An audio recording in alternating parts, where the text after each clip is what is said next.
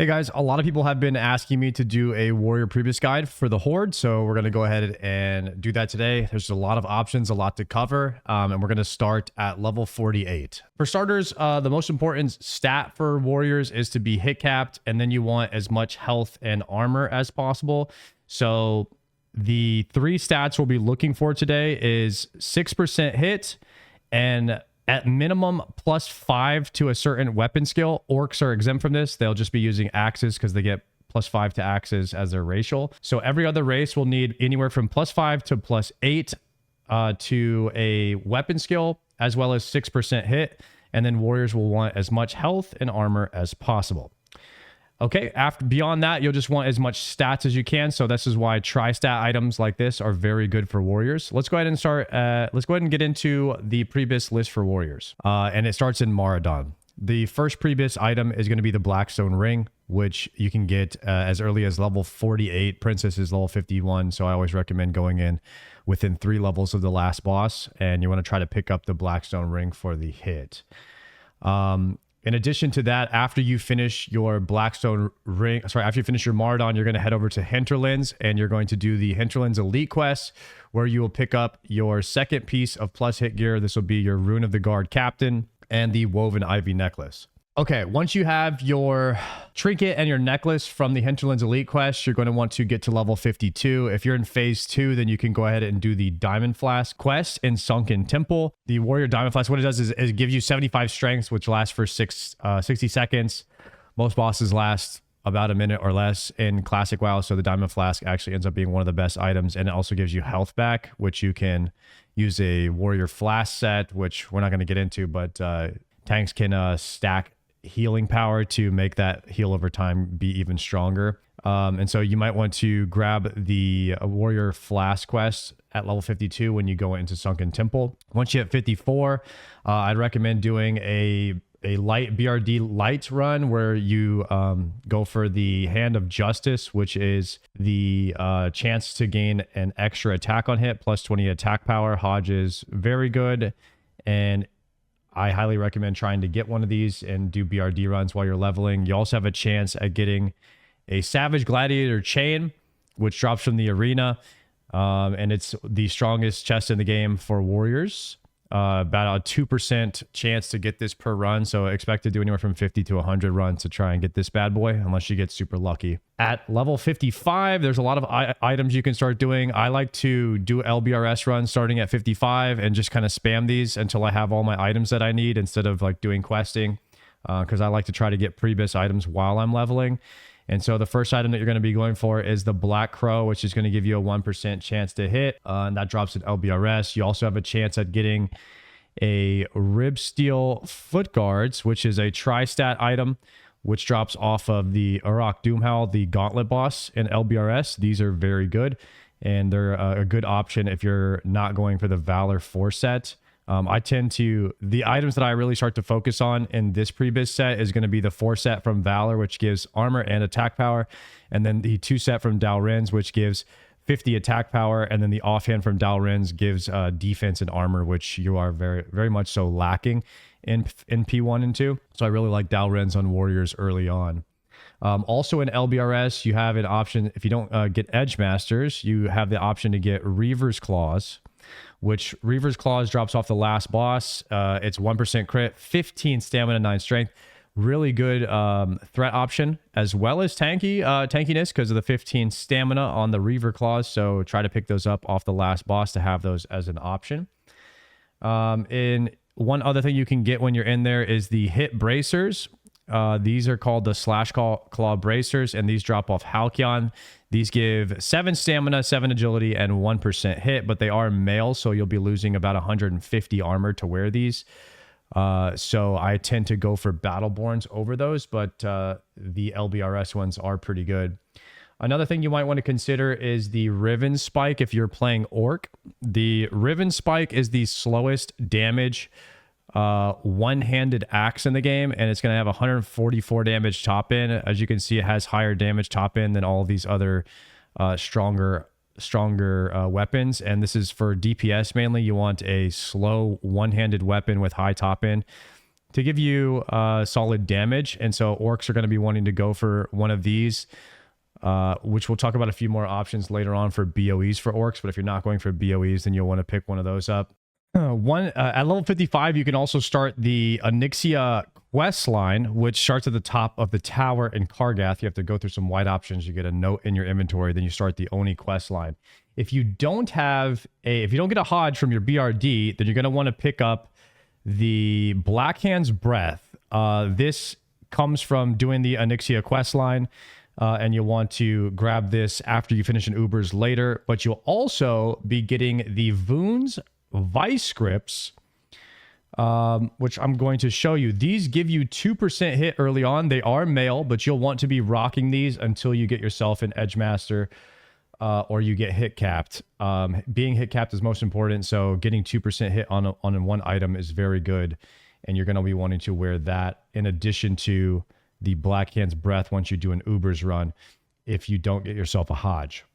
So those are all the options from LBRS that you should be looking for at level 55. At level 56, if you go back into BRD, you can try it, and you're going to kill Prince. Then you can try to pick up an Ironfoe, which Ironfoe is a fantastic weapon. However, you're not going to be able to get hit capped on an Ironfoe typically in phase 1 and 2, just because there's not enough hit in the game, and you'll still suffer from glancing blows if you're using maces.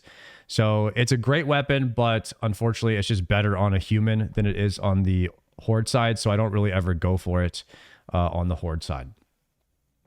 At level 58, I try to get some level 60s to carry me through Scholomance runs. And in a Scholomance run, you can go ahead and pick up an offhand called Mirah's Song, and this will hold you off until you get to your double Dal'rends, which comes later on at level 60 when you're doing Ubers runs. And the bis item that you're looking for is actually going to be your Boots of Valor. Now, the reason I like Boots of Valor is primarily because I'm going for that 4 set, and the boot slot tends to be one of the weaker ones for warriors. So I usually end up just grabbing Boots of Valor and using that towards my 4 set because I want that 40 attack power bonus. After level 58, you're going to need to hit level 60. Most of the items that you're going for will be at level 60, and that's going to start in Strat Undead. There's a rare spawn in Strat Undead called the Stone Spine, and it's a gargoyle that spawns almost right in the front of the dungeon, and he drops a tri-stat cape with high stamina. It's my favorite cape of the game, and you're definitely going to want to be going for that, especially in hardcore. Stamina is key. Band of Flesh is one of the highest stamina rings in the game, and it drops off of the second to last boss in there, Ramstein. Band of Flesh, Ramstein the Gorger right here. It has 6 strength and 3 agility. Tri-stat is just very good on warriors. You can never go wrong, especially if it's high stamina. You're going to want to try to pick up one of these. And I'm personally going to be rocking a Lionheart Helm, which is a BOE. But if you don't have the money for that, or you don't have access to the auction house like our guild, then you can go ahead and go with the Helm of Valor, which will help you towards your 4 set as well. So you kind of want to pick up all the pieces of Valor so you have options in your warrior set to mix and match to try and achieve that 4 set. The 6 set is very good too on warriors, so don't discount that. You can also use the 6 set from Valor, and it won't be a bad option for you.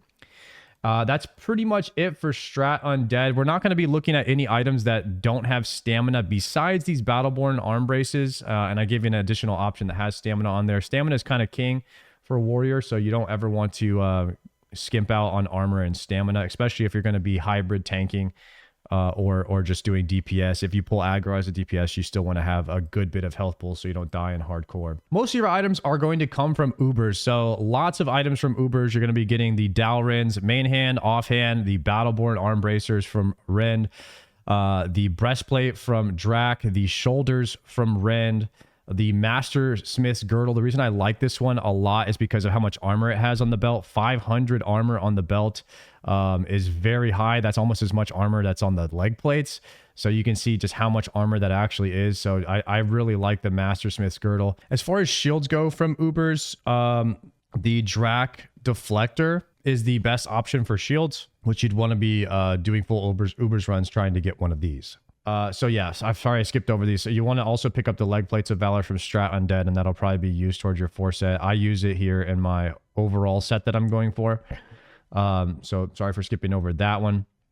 In addition to Band of Flesh, there is another option. You could go Painweaver Band. It does have stamina, 1% chance to crit, and attack power, so this will probably be better threat than the Band of Flesh, but slightly less stamina. So Painweaver is another option to Band of Flesh that you can also pick up, and it will definitely outperform Band of Flesh as far as threat goes. So I like to have a mixture of high stam options and threat options, so you can kind of mix and match your set the way that you want to. And in addition, other optional items that will be dropping from Ubers that you can pick up will be a Fell Striker. This would be the best tanking weapon for Molten Core in the main hand. And it basically makes all of your attacks crit. The next 3 seconds, all of your attacks will crit. It's crazy good. You get tons of threat with this weapon. It's really good because it's fast for tanking. So if you end up going with the dagger build for tanks, then you could go like Fell Striker, and then you could go another dagger, which I'm going to go over later on. But Edge Masters, if you don't have Edge Masters handguards, then you can swap those out for what we were talking about earlier, like with the Reiver claws from LBRS. So that's why you want so many different mix and match options on your warrior, because if you do get a premier item like Fell Striker, then you might want to change your build to be built around that, but it's such a rare drop that you don't want to like set your build up from that to begin with. I like to go with a more realistic approach to my gear at first, and then if I get something good, then I change over to that. Another item in Ubers that you're going to want to get is going to be the Breastplate of Chromatic Flight. This is the Chromatic Carapace drops off of Rend. And so you're going to want to try to pick one of those up. It also has fire resist and really high tri-stat with armor. So this is a really good all-around item. And so if I ended up choosing this item, then I would lose my 4 set that I have here. So I would basically change my belt to be a Belt of Valor, and now I'd pick that 4 set back up in exchange for having the Breastplate of Chromatic Flight. And this is part of juggling your gear, which you're going to need to do a lot as a warrior. And a lot of people call warriors loot goblins and stuff like that because they want every piece of gear so that they have infinite options to mix and match their gear sets. If you did go with like a Fell Striker build, then you might want to go into Dire Maul at this point and maybe pick up a Distracting Dagger. And a Distracting Dagger, what that would do is if you had that in your offhand and this in your main hand, that would free up you to be able to take off Edge Masters and then put on those Reiver claws here. Or you could put on Valor. You could put on Gauntlets of Valor, and then you could go back to the Mastersmith's girdle to pick up more armor, so you could be a little bit tankier. So this is just another example of what you could do to min-max your gear. See, Distracting Dagger from Dire Maul West, which is one of the most dangerous dungeons in all of hardcore. It drops one of the best daggers in the game because that +6 daggers will essentially make you almost hit capped, and you'll be able to pick up threat really fast. And this is a fast dagger, so if you can't purchase something like an Alcor Sunraiser, then this is the way to go for sure for a raid tank with that once fast weapons. And then that way you don't have to basically tank your hand slot by having Edge Masters.